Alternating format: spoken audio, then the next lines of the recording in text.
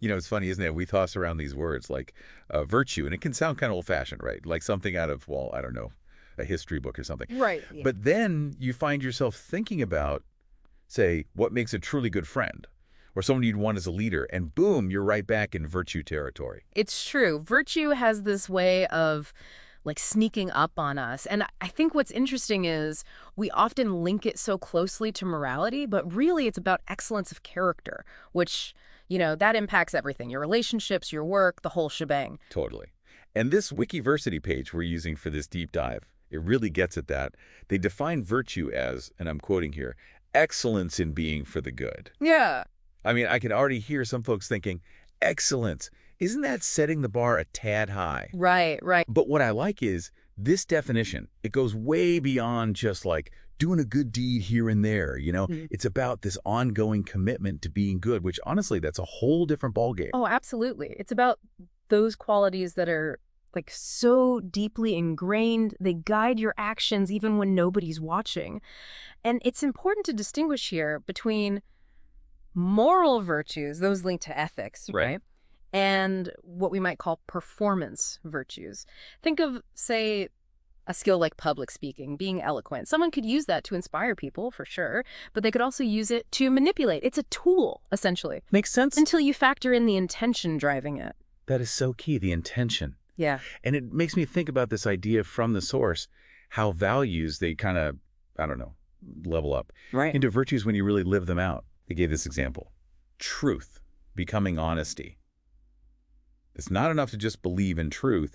You got to, like, make it who you are consistently. It's powerful, isn't it? And it's something I think our listeners could really, chew on a bit. What about you? Are there values you hold that you think are on that path, becoming virtues in how you live your life? What are those qualities you're working to, I don't know, weave into the core of who you are? Ooh, good question. We might have to circle back to that. But for now, I got to say, this Wikiversity page, they don't hold back. They give us a ton of virtues. Yeah, it's a long list. We're talking everything from politeness, fidelity, courage, justice. They even have humor on there. It's true. It's quite the collection. It's almost overwhelming. It's like trying to pick a favorite star, but the whole night sky is your option. So, like, where do we even start making sense of all this? Well, I think that's why throughout history you've had all these philosophers trying to create almost like frameworks, systems to understand virtues. You've got the classics, right? The cardinal virtues, prudence, justice, temperance, fortitude. Those have been around since, well, ancient times. Yeah, the OGs of virtue. Exactly. And then you have someone like Aristotle with his idea of finding that mean between extremes. Like he said, courage is the balance point between, on the one hand, recklessness, and on the other, being cowardly. Oh, I like that. That helps. Picturing it on like a spectrum. Yeah, finding that sweet spot. Okay, so we've got these ancient ideas, Mm. and then we fast forward a bit, and, well, you can't forget about Ben Franklin. The guy had his 13 virtues. He even included ambition, which kind of surprised me, but hey, maybe that's how he got so much done. So my question is, with all these systems, how do we know which is the right one? Or are we supposed to be like superhumans striving for all of them at once? That is the question, isn't it? And I think that's where it gets really interesting because it's not so much about finding the right system, like it's some multiple choice test. These are more like different lenses to look through. Each one gives us a valuable perspective, but they're highlighting different aspects of character. Think of it like, I don't know, like looking at a sculpture maybe. yeah, From different angles. yeah, that's a good one. You get a different sense of it depending on where you're standing, right? Exactly. So yeah, these philosophical systems, they're like those different viewpoints. The key is don't get so hung up on finding the right one, but try to see what each one is emphasizing. What principles are they highlighting? Okay, that makes sense. Yeah. But gotta say, this Wikiversity page, Yeah. it does like to keep things interesting. Like at one point they're talking about cleanliness Mm-hmm. as a virtue. Right, right. And it's like, okay, useful, sure, but I don't know, it's not exactly justice, is it? Exactly. It's more like those performance virtues we were talking about earlier. It's about recognizing like what's more of a social norm maybe or a personal preference versus something that has this, I don't know, heavier ethical weight to it. And I think that's why the source really zooms in on kindness as a virtue, I mean. Yeah, do it. Because it seems like across cultures, that's something people agree on, For sure. It's hard to argue against kindness, Yeah. but what gets interesting is, like, how do we actually define that? I mean, Yeah. it feels like it's got to go deeper than just, like, being polite or doing someone a favor now and then, right? No, absolutely. It's not just surface level. It's got to be more than that. So what are we talking about then? I think true kindness, it has to have empathy at its core. Like you're able to really see things from another person's perspective. Put yourself in their shoes, as they say. Right. And there's this genuine desire to not just like, not harm, but to actually help, to make things better for other people, contribute to their well-being. Which brings us back to that whole intention thing, right? Exactly. Because the source, it gives the example of creativity, which obviously amazing things can come from that, but It's like a tool. right, Yeah. it can be used for good or bad. Yeah. So yeah, intention, that seems super important. Absolutely. It's like that saying, the road to hell is paved with good intentions, or something like that. It's not enough to just like have the skills or the talents. It's Yeah. what you're doing with them, right? What's the motivation behind it all? And that's why I think trying to understand someone's values, like what are they really about, that gives you so much insight. Totally. Okay, so can we bring this down to earth for a second? Yeah, yeah. Because we're talking about ancient philosophy, virtues.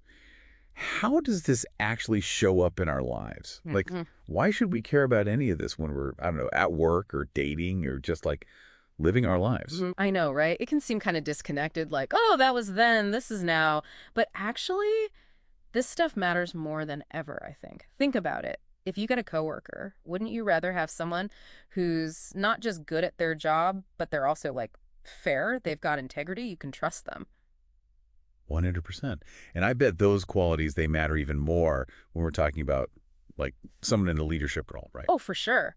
I mean, if you're talking about a good leader, virtues like wisdom, courage, justice, those aren't just like nice ideas. They're crucial because you're making decisions that impact people, and you got to be able to do that well ethically, you know? Yeah, no pressure.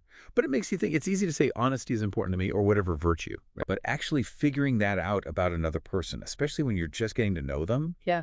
that's way harder. So how do we do that? Like move beyond just gut feeling to really assess character. Well, that's where I think it gets really practical. And this Wikiversity source, it brings up a tool that I find really fascinating. They talk about this idea of like a virtues assessment form. Okay. And it's like almost like we could borrow that idea for our own lives.